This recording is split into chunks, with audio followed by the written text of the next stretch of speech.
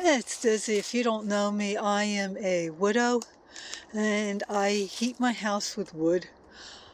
I have several acres of woods next to me. I have permission from the owner to take out anything dead or down that I want. I have had other people through the years give me down trees, clean up the power lines. I've gotten down trees, and if I have cut anything down that was standing dead, it's been relatively small.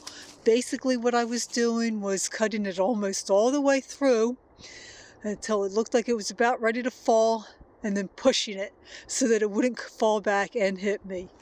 This year, for the first time, I finally started cutting down bigger trees, and I am going to admit that I am very cautious about it because I don't really want anything landing on my head. Well, I was in the woods the other day and I came across this little southern red oak. It's a dead tree. And when I'm cutting them down with the battery operated chainsaw. And this size is a size that is something that I am willing to tackle. There's just one problem. As you can see, it's broke and it is caught up in those trees. And I am not comfortable with the experience that I have with trees trying to take this down. I said I don't want it landing on my head. I don't have any desire to get injured. There's nobody to take care of me if I get hurt. And I'm looking at this. I'd really like to get this tree because it's not that far from my house. And while there's several that are down and dead, they're not as close. Plus, I found that if I can cut down the ones that are still standing, I get a better wood from it. Lots of times the trees that are down, they're wet inside, or they're really well seasoned and don't burn as well, don't put it out as much heat. Like I said, I'm not sure how to take this down. I don't know if it's something that I should just not worry about or what. Now, the one thought that I did have, and hopefully somebody out there that has more experience than I do could tell me whether or not this is a good idea. My thought was on this side to cut a wedge like I would normally do for cutting down a tree this size, coming on this side, cutting the tree down, cutting through partially, and leaving it. But I would do this on a day when they are calling for a lot of wind the next day. Like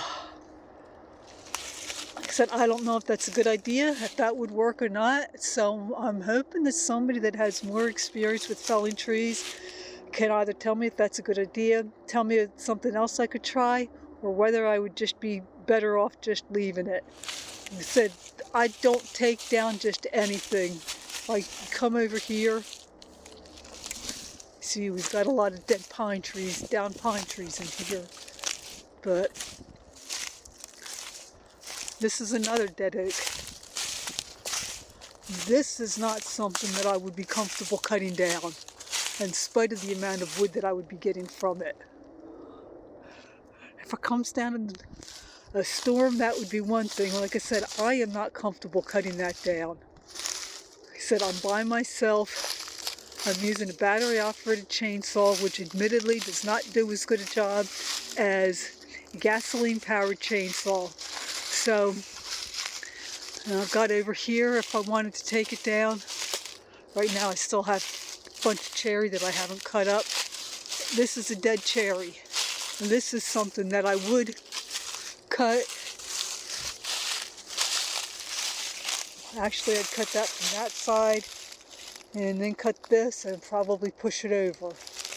But got another cherry there has been destroyed by this